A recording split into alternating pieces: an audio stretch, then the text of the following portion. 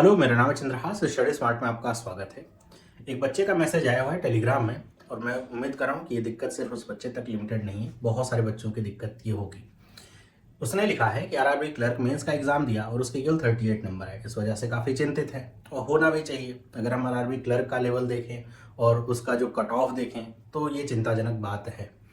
तो अगर आपके भी मॉक में खास तौर पे मेंस में कम नंबर आ रहे हैं, कैसे इंप्रूव करना है और क्या चीज़ें बिल्कुल नहीं करनी है, पूरा अगर आपको जानना है तो पूरा वीडियो देखिएगा। हाफ में आप छोड़ के जाएंगे तो आधी चीज़ें ही समझ में आएंगी।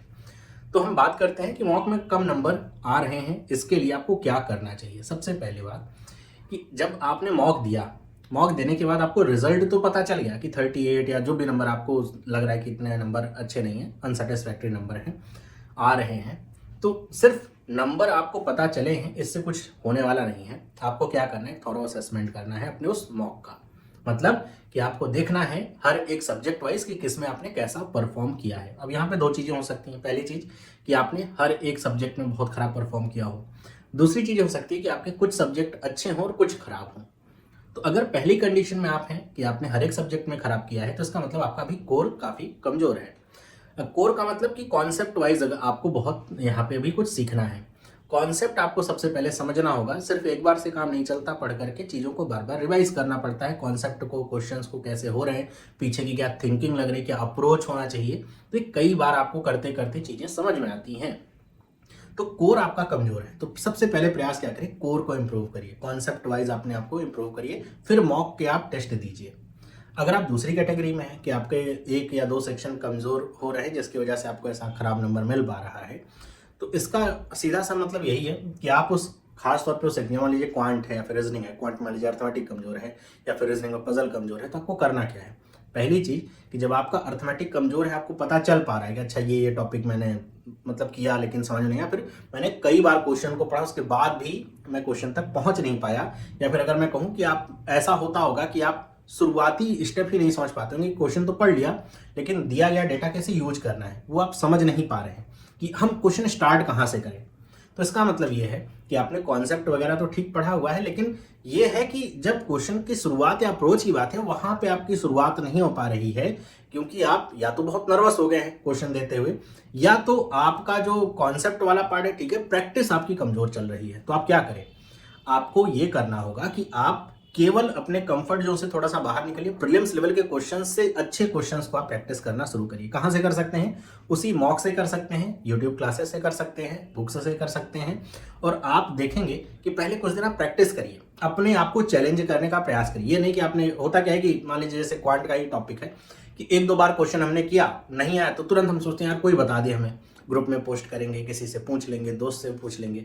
आपको पता तो चल जाता है कि ये क्वेश्चन हुआ क्या, लेकिन आप अपने आप को पूरी तरीके से उस क्वेश्चन में इन्वॉल्व नहीं करवा पाए अभी भी, क्योंकि फिर अगला क्वेश्चन आएगा, थोड़ा बहुत क्वेश्चन होगा, फिर से अटक जाएंगे। तो पहले प्रयास ये करिए कि आप उस क्वेश्चन को स्वयं से करिए।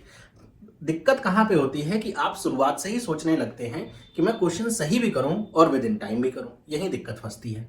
अगर आप एक बिगिनर हैं तो आपको सबसे पहले प्रयास ये करना होगा कि आप क्वेश्चन को सही कर पा रहे हैं कि नहीं। मतलब टाइम का तो छोड़िए, आप चैलेंज लेकर के चलिए, अच्छा मैं क्वेश्चन कर पा रहा हूँ कि नहीं। अगर आप क्वेश्चन सही कर पा रहे हैं, 5 की जगह 10 मिनट लगा लेकिन कोई बात नहीं, आप पहले क्वेश्चन सही करना सीखिए। जब क्वेश्चन आप सही करने लगेंगे, कॉन्फिडेंस आपका बूस्ट होगा, आपको चीजें भी सीखने को मिलेंगी, आप देखेंगे आपका समय भी कम होने लगेगा। फिर आप टाइम पे फोकस कर सकते हैं कि अच्छा मेरा अप्रोच ये था, लेकिन अगर मैं इसे दूसरी तरीके से करना थोड़ा क्वेश्चन आसान होता है या जल्दी होता। तो आपको सबसे पहले ये देखना है कि आप क्वेश्चन सही कर रहे हैं कि नहीं। सही कर रहे हैं तब टाइम पे जाइए। दोनों चीजें एक साथ लेकर के अगर आप चल रहे हैं, सही भी करें एकदम समय पे भी करें, तो मिसमैच होगा और ये बहुत दिक्कत आपको करवाएगा। तो क्वेश्चन सही करिए, फिर टाइम पे आइए कि टाइम को कैसे कम किया जा सकता है। अप्रोच को थोड़ा बहुत ट्विक करके अपने आप को जो उस क्वेश्चन के अनुसार थोड़ा हैबिचुअल बना करके मेंस लेवल के क्वेश्चन के अनुसार आप उसे इंप्रूव कर सकते हैं। तो ये बात है कि आपको क्या है, क्या नहीं करना है।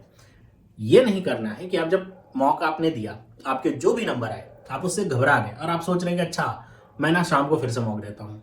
फिर से आपने मौका दिया, हो सकता है शाम को और कम नंबर आ गए और डर गए, कल फिर से मौका देता हूँ। मतलब एक मॉक में अगर नंबर खराब आए हैं तो आप ये सोचिए कि मैं लगातार मॉक दूंगा तो इससे मेरे नंबर सुधर जाएंगे, ऐसा कभी नहीं होगा। क्यों, अपने आप कैसे सुधार होगा जब तक आप अपनी गलती पे सुधार नहीं करेंगे।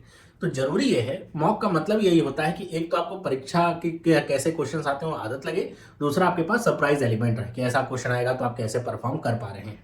तो उससे सीखना होता है। आपने मॉक में टॉप भी कर लिया तो क्या हो गया, आईबीपीएस तो मानेगा नहीं ना कि भाई टॉप किया तो इसको डायरेक्ट तो नहीं ले सकते। तो हमें ये देखना है कि मॉक को हम असेसमेंट टूल की तरह यूज करें कि हमारी जो कमियां हैं वो प्रदर्शित हो पाए उसके द्वारा। तो मॉक दीजिए, असेस करिए अपने आप को, जो वीक पॉइंट्स उन पे ध्यान दीजिए, उस पर वर्क करिए, फिर अगला मॉक दीजिए, तभी आपको इंप्रूवमेंट दिखेगा। आप लगातार सोचेंगे मॉक देकर के इंप्रूवमेंट नहीं दिखेगा।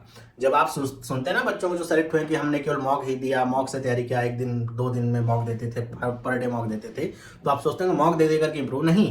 पहले उन्होंने भी यही किया है, मतलब पहले उन्होंने अपने आप को उस लेवल पे पहुंचा लिया है कि वो मॉक दे सकते हैं। उसके बाद सिर्फ मॉक वो इसलिए दे रहे होते हैं ताकि उनकी प्रैक्टिस बनी रहे और उनकी स्पीड में इंप्रूवमेंट हो सके, नंबर ऑफ अटेम्प्ट्स को वो बढ़ा सकें। तो हमेशा अपने आप को, अगर आपने पहले साल तैयारी शुरू किया है या फिर आप कर रहे थे अभी सही तरीके से समझा नहीं था चीज़ों को, और आप अपने आप को कंपेयर सीधे करेंगे ऐसे बच्चों से जिन्होंने काफ़ी अच्छी तैयारी कर रखी है, तो आपको बहुत निराशा हाथ लगेगी और वो निराशा आपको आगे नहीं ले जाएगी, पीछे ही धकेलेगी। तो प्रयास आपका यही होना चाहिए कि चीज़ों को पहले सीखिए फिर मॉक पे जाइए। बिना सीखे अगर आप मॉक पे जाएंगे तो निराशा हाथ लगेगी और उसकी वजह से कॉन्फिडेंस बहुत आपका डाउन होगा। तो आई होप आपको ये चीज़ें समझ में आई होंगी। आप में से बहुत सारे लोगों की दिक्कतें ऐसी होंगी, और भी आपकी कोई दिक्कत है तो आप मुझे कमेंट करके इसी वीडियो के नीचे बता सकते हैं। अगर आपको वीडियो अच्छा लगा है तो वीडियो को लाइक जरूर करें, चैनल को सब्सक्राइब नहीं किया तो कर सकते हैं। इस वीडियो को भी अपने दोस्तों तक शेयर करें। मिलता हूँ आपसे अगली वीडियो में, सभी लोगों को बाय।